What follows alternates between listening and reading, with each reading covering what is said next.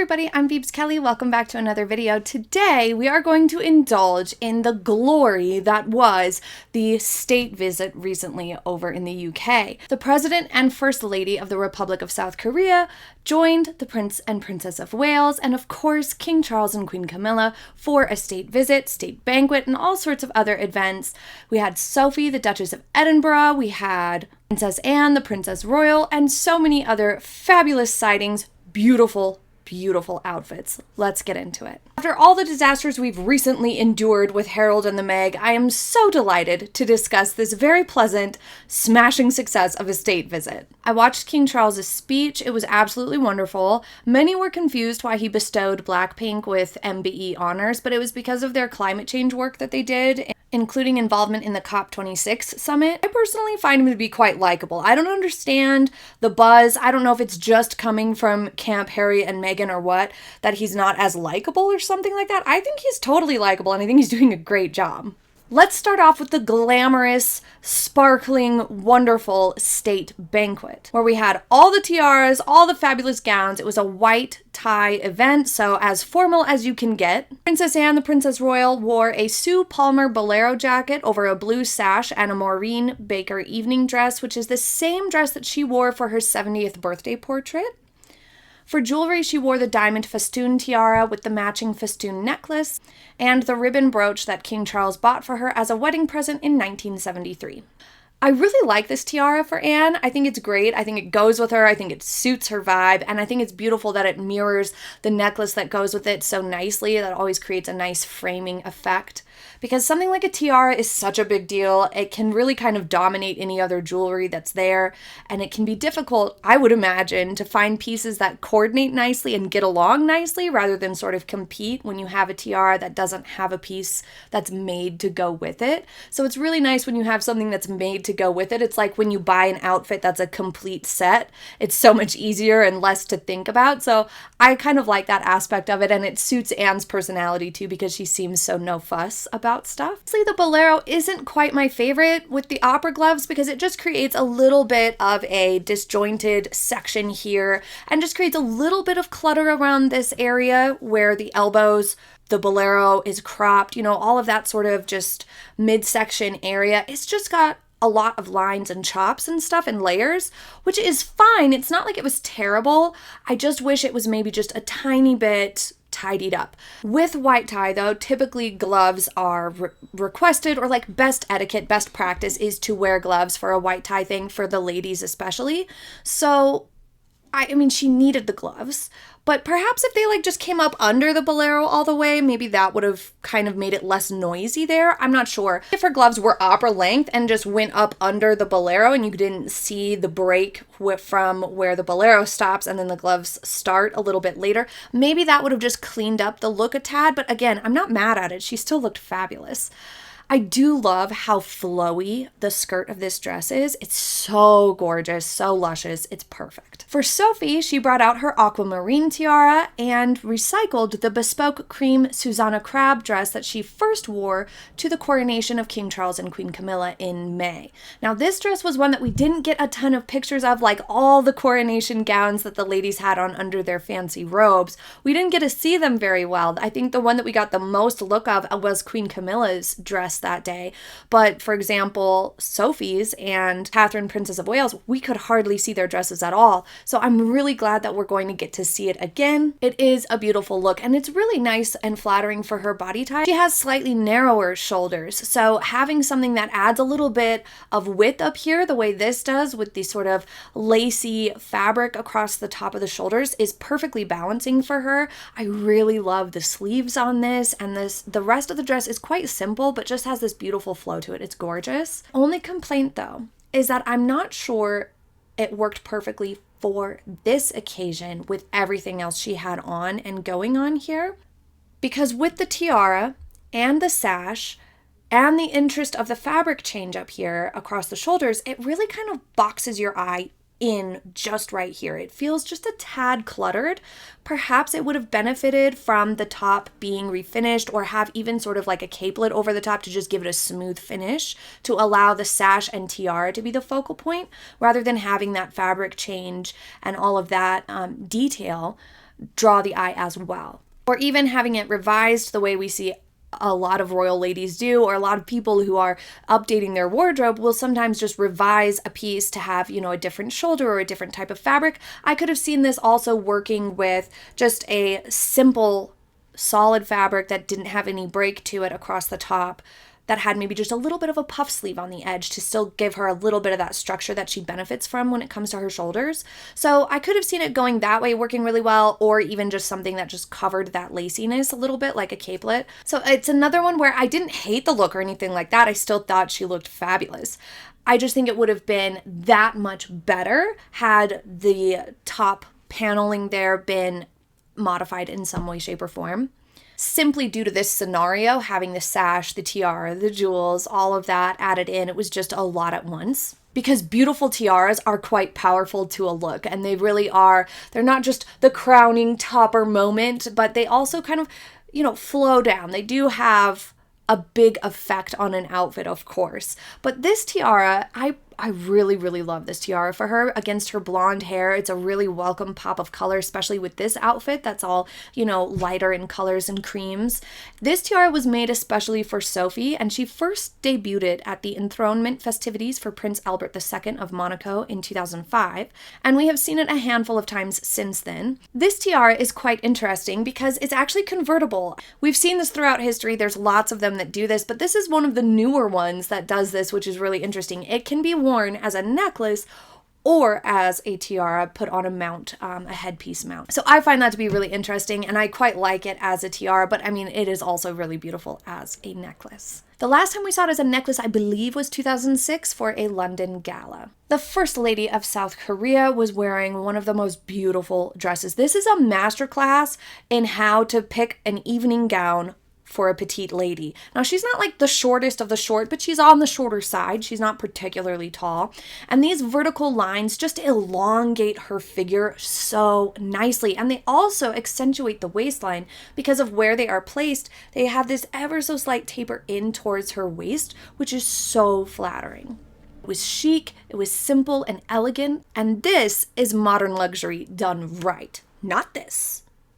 This. I first saw it from afar, I thought it was just stitching, but it's a beautiful little embroidery that has ever so slight bit of sparkle in it, so it elevated it so much more for this occasion where there was so much glitz and glamour and tiaras and stuff all around. So that really brought it to the occasion. And Camilla also looked absolutely gorgeous.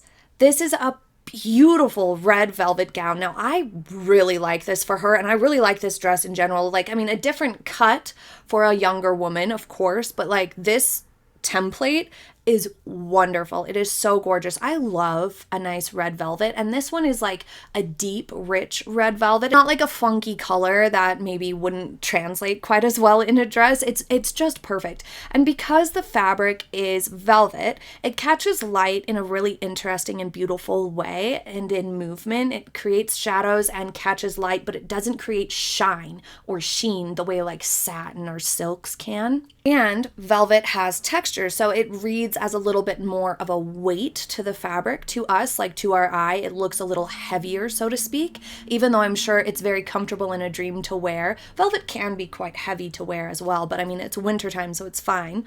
But because of that visual weight and the way it catches light in varying ways, keeping the rest of the gown simple was the perfect choice. It fits her impeccably, and just notice all the little details, for example, the sleeves that have a little bit of a ruffle cuff on there. It's muted, so it allows the fabric to be the showcase of it and lets the structure of it just be soft and flow and simple, so it doesn't become overwhelming or too busy too quickly. Really creates perfect harmony for this dress overall, and I really hope we see her in it again because it's one of the favorite dresses I have seen her in recently. I love the color on her. It's beautiful. And of course, she is in Queen Elizabeth II's Burmese ruby tiara, which really pops against her white blonde hair, just beautifully, head to toe, looking gorgeous, regal, and of course polished. Catherine, Princess of Wales, for this banquet at Buckingham Palace, had the huge honor of being the first to wear the Strathmore Rose tiara in nearly or exactly 100 years.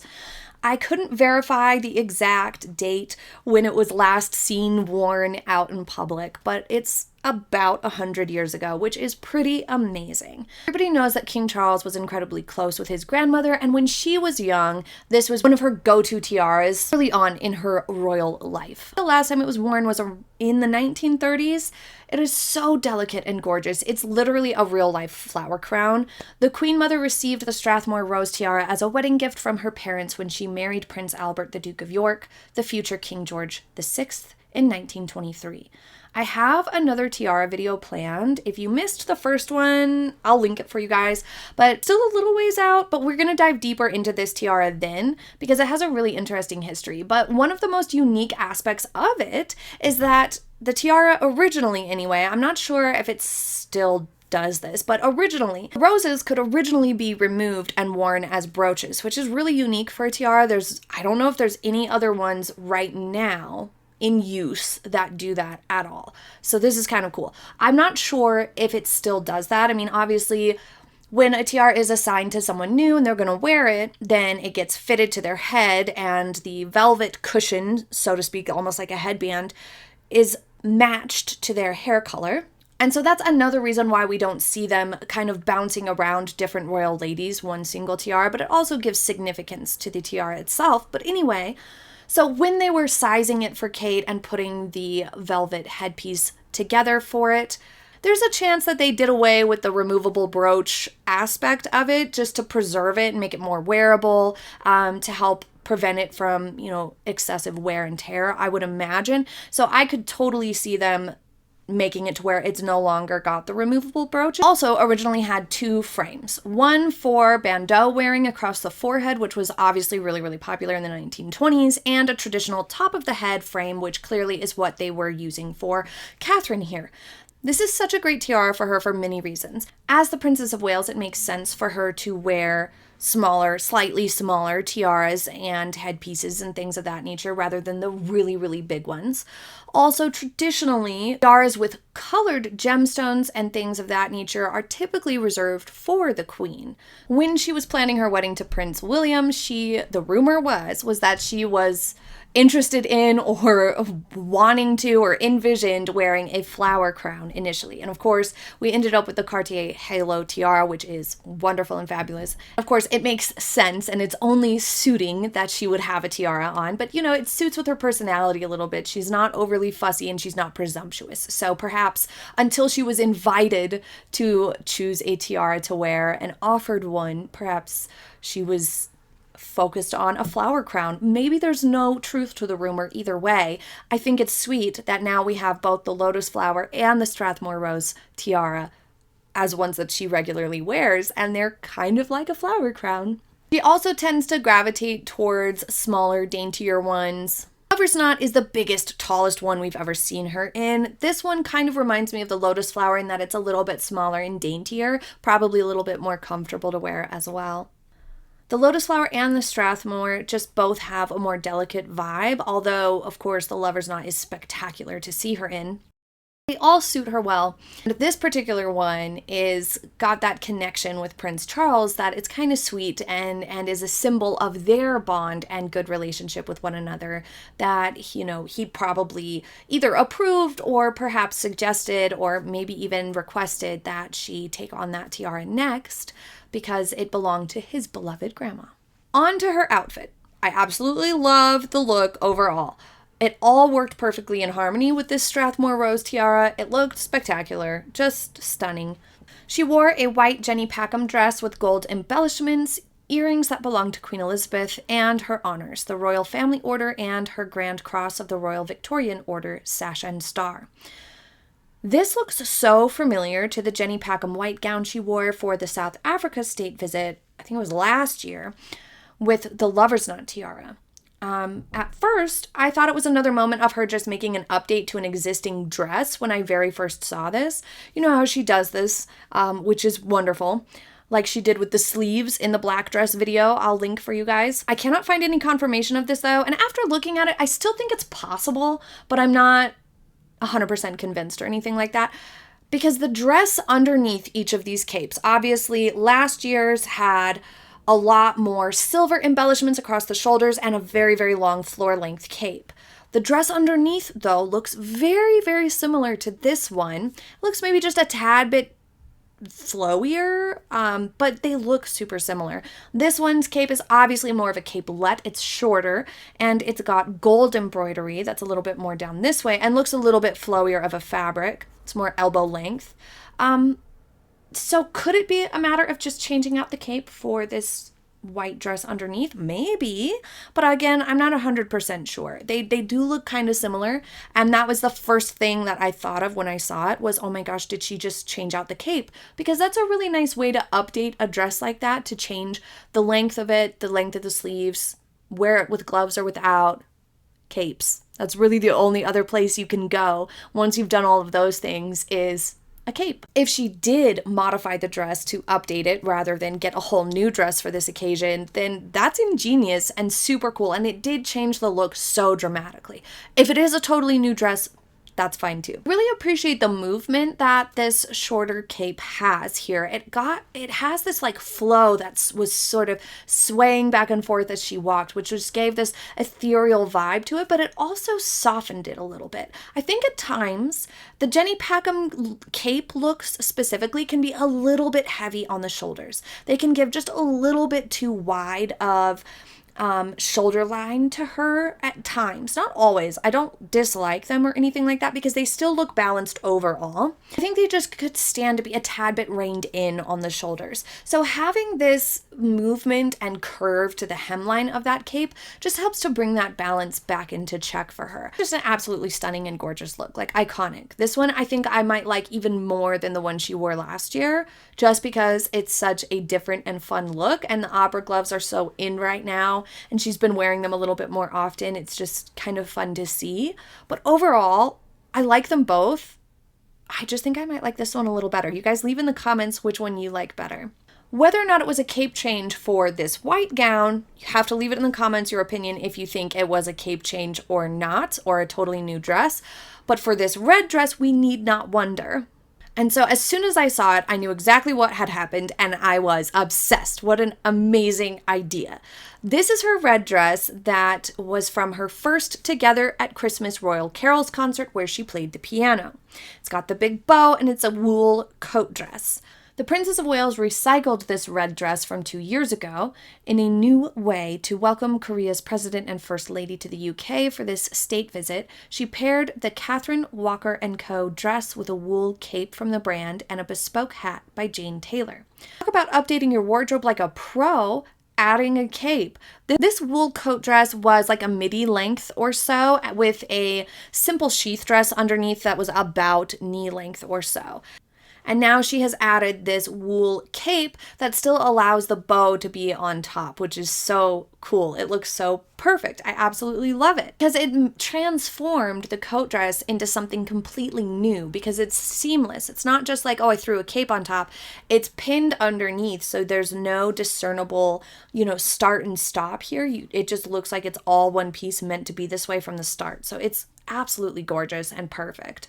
And we've seen her update her wardrobe in so many ways, but this one's kind of new and creative because we've seen her do like different outerwear in general. We've seen her do different coats, different jackets, different accessories, new hats. Updating a look that's recycled with a brand new hat can totally change the whole vibe. This was ingenious. Switching it up and doing a caped look is just innovative. I especially love this hat. It is fabulous. I love the hairstyle that she did, the perfect little earrings that she had. I cannot remember for sure, but I think these earrings might be from either Princess Diana's collection or Queen Elizabeth's collection. I'm not 100% sure. If you know, leave it in the comments. She looks absolutely stunning in this red color. Do you remember at Royal Ascot this summer? She had the same red. It's the same stunning pop. It just really looks great on her. Also, she and Camilla were coordinating in colors that echo not just the flag of the UK, but also South Korea's flag. So that was a really nice subtle nod of respect and the perfect welcoming etiquette to wear something that's bright and cheerful and has some sort of symbolism to the people you're welcoming and hosting is just really thoughtful. But the leg is what everyone saw and was talking about. I kind of feel bad because it was clearly a mistake. The coat dress was just obviously stuck perhaps on something and just got pulled up a little bit. And some people who were watching it, I don't know if you were watching it live or you just were watching footage afterwards, but some people wrote me and let me know that she looked really kind of like embarrassed afterwards, or maybe a little bit startled by that afterwards, because it was an unexpected mistake. Obviously, she didn't intend to flash her leg as she was getting out of the car. We've seen her exit cars hundreds of times, and she always does it perfectly and seamlessly. So apparently you guys filled me in on this. I haven't been able to find the footage myself, but Prince William came and put his arm on her back to reassure her or whatever. And he helped her feel better, and they just sort of carried on and got on with the day. And she seemed in good spirits regardless. So very good getting back on track there, because those types of things can be a little jarring and throw you off your game. But she did not have any hint of being uncomfortable once that was over with. And no matter how fabulous her look was, which it was, top-notch, drama in the best way, it's clear she's avoided the flamingo effect, and, you know, it's just motivation. Ladies, you can't skip leg day either. I love that William had on a red tie as well. They all just looked perfectly poised and happy. Well done. I like seeing all four of them together. I think they work really, really well together. It just looks like a perfect harmony when they're all together doing these sorts of things. They look relaxed and happy and comfortable. As for the First Lady's look that day, I absolutely loved it. These styles always look nice. They have structure, but it's not overpowering. They look professional, but still feminine. It was a great style choice. What a lovely show of poise, grace, etiquette, and all the rest, but especially beauty. As I said, coming up we have a second installment on just tiaras. We also have Catherine's winter looks ranked, so that purple suit and other recent outfits that I haven't yet covered on my channel will be coming up in that video. And of course we have our usual Friday fashion editions always coming out, with a sprinkling of the Meghan Herald's nonsense on their continuous slow slide sideways that we are all witnessing. And I even have one brand new thing added into the calendar coming up pretty soon, which I hope you will find as much fun as I did. So subscribe so you do not miss any of those fun upcoming videos. Thank you so much for joining me to recap the state visit and its glorious outfits. We had some truly beautiful, fabulous looks, and it's always so much fun to see when everybody pulls out all the stops over there in the royal family to put on such spectacular events. And we have such spectacular outfits and tiaras to get to enjoy. Thank you so much for being here with me. I hope you have a very happy day and a very happy holiday season. I will see you next time. Bye!